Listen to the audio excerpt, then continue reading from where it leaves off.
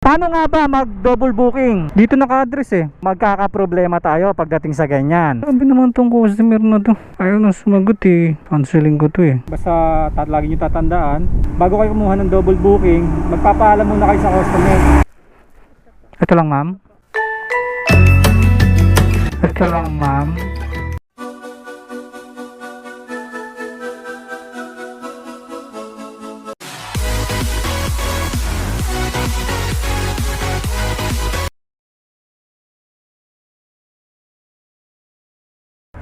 Dito naka-address eh. Nilen Pau Cellphone Repair. Sa taas? Sa gilid? Saan ka boss? Doon? Papasok ako ron? Tawagan ko.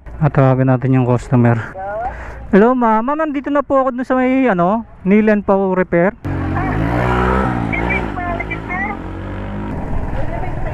Oh. Marami ba kayong pinabook? Hindi naman. Pinabook din kami. Kasi ito nakalagay. Ay, akala ko hindi ko masyado na yung pangalan. Sorry. Salamat pa. Sino po magbabayad daw doon? Sige pa. Loko to si Sir eh. Ayun mga kabiwan moto, na-pick up na natin. Good morning nga pala mga kabiwan moto. Hindi ako nakapag-intro kanina. Long ride na naman tayo. Titignan natin kung mahanapan natin o masasabayan natin para mag-double book tayo. Sayang din yung isang biyahe natin eh. Ilang beses ko kinausap si Siri. Sabi niya tinawagan ko, siya pala talaga. Ayan mga kabiwan moto, tambay muna tayo dito. Hanapan natin ng kasabay ito. Dito muna tayo para sigurado. Ayan mga kabiwan moto, nakakuha na tayo ng pang double booking natin. Tawagan natin yung customer para malaman natin kung ano yung papadeliver niya. Ayan mga kabiwan moto, sumasagot yung customer, pick upin natin. 2.3 kilometers simula dito sa pwesto ko. Bali 8 minutes natin ita-travel to. Paano nga ba mag double booking? Yan ang pag-uusapan natin habang nabiyahe tayo kay Lalamove. Bali unang-una mga kabiwan moto, syempre bago kayo mag double booking, magpapaalam muna kayo sa customer na sasabayan nyo lalo na't malayo. Tapos pag pumayag, mag double booking kayo. Although yung ginawa ko is ang nauna ko nakuha is pagkain, pero ang kagandahan naman dito is banana chips lang naman kasi siya. Hindi naman siya masisira kasi preserved na yung banana chips, kaya sinabayan ko. Hindi na rin naman ako nagpaalam. Pero kayo magpapaalam kayo ha. And pangalawa mga kabiwan mo to, dapat same way lang sila. Ibig sabihin isa lang yung way nila. Kung pa-south yan, dapat pares pa-south yan. Tapos madadaanan dapat or malalagpasan. Basta same way sila, same route sila. Hindi pwedeng ang first booking mo is nasa north tapos kukuha ka ng pa-south. Magkakaproblema tayo pagdating sa ganyan. Kasi sasakit ang bulsa nyo, magkakaproblema kayo sa bulsa, magkakaproblema kayo sa gas dahil nagastos kayo, mag-additional gasolina kayo, at siyempre sa lahat sasakit ang ulo nyo, magkakaproblema kayo sa ulo. Kasi paano nyo gagawin, paano nyo didiskarte yan na i-deliver nyo siya ng parehas kung magka-opposite siya na lugar. Kaya dapat same way lang sila. Gaya nito, ang booking ko is pa Tagaytay, tapos yung pangalawang booking na nakuha ko is Pamindes. Same way lang naman sila. Doon din ang daan nun mga kabiwan mo to, kaya wala nang magiging problema pagdating doon.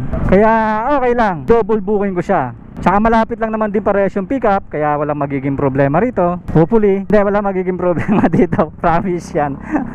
Bali ang layo na itong first pick up na to, etong second pick up na to, dun sa first pick up ko kanina is 3 kilometers lang, di ba? Magandang maganda siya. Bali ang rate na ito mga kabiwan mo to, isang 149 at isang 172. Bali 300 plus na agad ang takbo natin. So hindi ka lugi, di ba? Isang takbo mo 300. Kaya yun ang maganda, kagandahan sa double booking. Makakatipid ka sa gas, makakatipid ka sa oras, pero ang problema rito, hindi pa natin ako-confirm kung ano ipapadala ni ma'am. Baka mamaya sobrang laki nito. Pero bahala na, diskartehan na lang natin. Hindi kasi nagre-reply eh. Hopefully, maliit lang yung pipikapin natin. Ano to? San Marino? Central? Ano to? Hindi ba dito? Hindi ba to dito? Wrong pin. Sige, salamat. Wrong pin? Ayup na yun. Ayun lang. Ano to? Wrong pin. Sir! Sa Lalamove po to, sir. Sir, sa ano ba ipapadala, sir? Kinukontak ko po yung sa pick up, hindi po sumasagot. Diskartehan na lang natin mga kabiwan mo to kung sakaling malaki yun. Sayang kasi yung takbo natin eh. Kung isa lang itatakbo natin. So, ganun lang yung discarding gagawin ninyo. Unang-una syempre, dapat magpapaalam kay customer. Kahit hindi ako nagpaalam. Pero, wala, hindi ko na nasabi. Tapos pangalawa, syempre dapat isang way lang sila para hindi kayo magkakaroon ng problema regarding dun sa drop off ninyo. Para hindi siya salungat na way, hindi kayo mahirapan, hindi siya malayo. Dapat ganun yung discard ninyo. And pangatlo, syempre dapat pagkain, gaya niya mga pagkain, dapat hindi niyo siya sinasabayan. Dapat diretso yon. Syempre maliban na lang kung ang pangalawang nakakuha ninyo pagkain. Kasi ang ano to yung waiting time, lalo na yung mga pagkain na kailangang malamig, kailangan mainit, yung mga ice cream, ganyan-ganyan. Syempre matutunaw yung mga pagkain sa lamig. Ganun yun, kaya pinagbabawal yun. Pero ito, dahil chips naman, hindi naman siya masisira o hindi naman siya tutunaw, okay lang. Opo. Ina namang customer to. Sabi naman tong customer na to. Ayaw na sumagot eh. Canceling ko to eh. Opo. Ayun mga kabiwan mo to, may miscommunication pala si sir tsaka si pick up tsaka si drop off. Hindi pa sila nag-inform ng hindi pala nila alam isa't isa. Grabe, kung nadamay. Ayun mga kabiwan mo to, nagkaroon ng problema yung second pick up natin. Bali hindi nagkaintindihan yung deliver tsaka yung pick up. Kaya ang nangyari, ang nagpa-booking pala yung drop off. Tapos walang kaalam-alam si pick up. Hindi pa daw available yung items. Yun lang ang problema natin mga kabiwan mo to. Pero hindi pa rin natin nagiging problema yun. Kasi dahil sa abala, binigyan tayo ni sir ng 100 pesos doon sa may pick up. Kaya okay na rin yun. Kaya ang gagawin natin dito mga kabiwan mo to, diretso na natin to. Hindi na natin to hahanapan ng kasabay. Kasi masyado nang matagal yung items na hawak natin. Kaya babakbakin na natin to. Doon na lang tayo kukuha sa ano. At least nakasandahan naman na tayo. Pwede na yun. Bali 250 pa rin naman tong takbo natin. Isang takbo lang. Kaya goods pa rin to mga kabiwan mo to. Babiyahe tayo ng 29 kilometers. Abutin ito ng 50 minutes. Bali ampere nito mga kabiwan mo to is 169. Picturean ko lang ma'am ha. Okay na to ma'am. Ay salamat ma'am. Ayun mga kabiwan mo to 200. Ayun mga kabiwan mo to, talagang napakaswerte natin lagi sa tip. Ayun mga kabiwan mo to, ganun lang ang diskarte ninyo. Although na cancel yun, pero okay lang kasi binigyan tayo ng 100 ni sir eh. Hindi sila nagkaintindihan eh. Pero ganun lang yung sistema nun mga kabiwan mo to. Basta lagi nyo tatandaan, bago kayo kumuha ng double booking, magpapaalam muna kayo sa customer. Importante yun. Pag hindi pumayag, huwag nyong gawin i-double booking. Pero pag pumayag si customer, okay lang yun. Kasi usually mga customer kaya hindi sila pumapayag kasi minsan urgent yung items, kaya hindi sila napayag. Pero kung hindi naman urgent yun at pumayag naman sila, dun yung i-go. Wala nang problema ron eh. Wala kayong magagawa doon kung ayaw ng customer. Pangalawa, syempre dapat isang ruta lang sila para hindi kayo mahirapan. Kasi kayo rin mahihirapan nun eh. Abala kayo sa oras, abala kayo sa gasolina, syempre magdadagdag kayo ng kilometer ninyo. And then syempre sakit sa ulo yun, magkasalungat na lugar. Kaya dapat laging yung isasang-alang yun. Dapat magdadaanan sila pareha. Dapat same way lang sila. Ganun ang diskarte sa pag-double book. At syempre pangatlo mga kabiwan mo to, kung ang unang pick up ninyo is pagkain, wag niyo nang sabayan. Wag niyo nang sabayan siya. Wag na kayo mag-double booking kasi nasa rules ni Lalamove yun na pagkapagkain, hindi dapat sinasabayan yan. Okay lang sana kung parcel, ganun. Pero kung pagkain, hindi siya pwede sabayan. Lalo na kung ang pagkain like ice cream o kaya yung mga may init na pagkain, kung madidelay yun, so hindi pwede madelay yung pagkain. So hindi kayo pwede mag-double book pag naunang na-pick up nyo ang pagkain. Yun lang yun. So bali mga kabiwan mo to, abang-abang tayo ngayon dito ng booking. Sa isang takbo natin yung mga kabiwan mo to, actually dapat dalawa yon.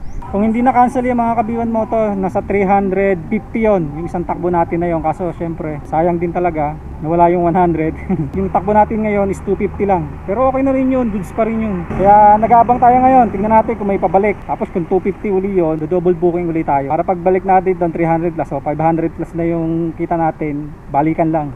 Yun mga kabiwan mo to, pinasukan na tayo. Amadeo papuntang Imus. Bali 205 ang rate nito mga kabiwan mo to. Simula dun sa tinatambay natin, babiyahe tayo papuntang pick up ng 6 kilometers. At ang pipick upin natin is tinapay daw. So hindi natin alam kung gaano kalaki yung tinapay na yon. I-check natin. Kung maliit lang, alam na.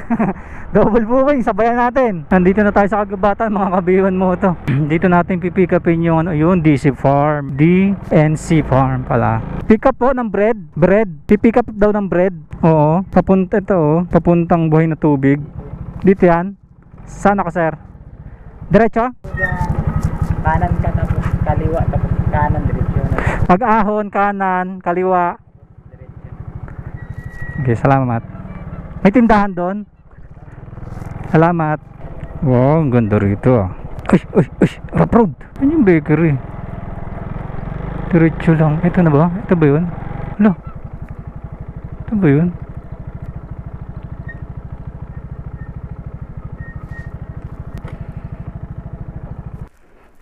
Ito lang ma'am. Ito lang ma'am. Ang payment na ito ma'am, doon na po no? Salamat po. Yan, alis na tayo mga kabiwan mo to dito. Wala kasing signal. Bali, paid credit to mga kabiwan mo to. So, ibig sabihin, bayad na to sa GCash and papasok to sa cash wallet natin. So, baka hindi ko nasabayan to mga kabiwan mo to. Kasi syempre, alam niyo naman, gaya na sinabi ko kanina, pagkain to. And malaki siya. Kaya hindi ko na siguro siya sasabayan. Para diretso na sa Imus na lang tayo kukuha ng booking pa uwi. Papunta na tayo dun sa ating drop off. Babiyahe tayo ng 1 hour and 10 minutes.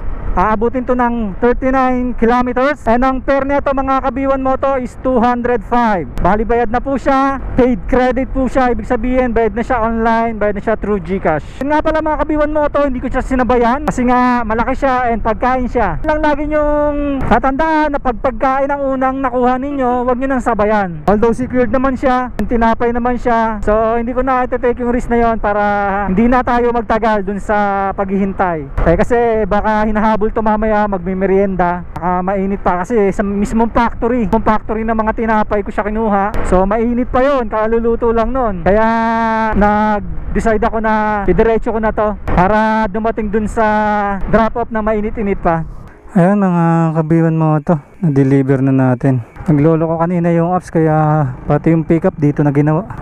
Hindi ko may drop. 5 minutes daw. Ayan mga kabiwan mo to, nakakuha na tayo. Bali 800 meters lang to mga kabiwan mo to. 90 pesos. Nandito na tayo. Donut. Lalamog po. Ano pa padala sir? Joanne. Maliit lang pala. Yan mga kabiwan mo to, maliit lang yung deliver. I-deliver na natin to, 11 kilometers to, 24 minutes. And titignan natin kung kaya natin sabayan. Yan mga kabiwan mo to, hindi ko na ipapakita sa inyo pag drop natin ito. Bali ang main topic naman talaga natin is yung tamang proseso ng pagdo-double booking. Sana nagustuhan ninyo and may natutunan kayo kahit pa paano. Yun lang po is based lang sa aking experience and based lang sa aking pag-oobserba. And kung may mga hindi ako nasabi na alam niyo, please comment down below. And kung gusto niyo naman ganito klaseng vlog, please consider to subscribe to my channel para updated kayo every time mag-upload tayo ng video. Once again, my name is B1 Moto. And always remember mga ka-B1 Moto, pray before you ride. Ride safe. God bless. B1 Moto out. Bye-bye!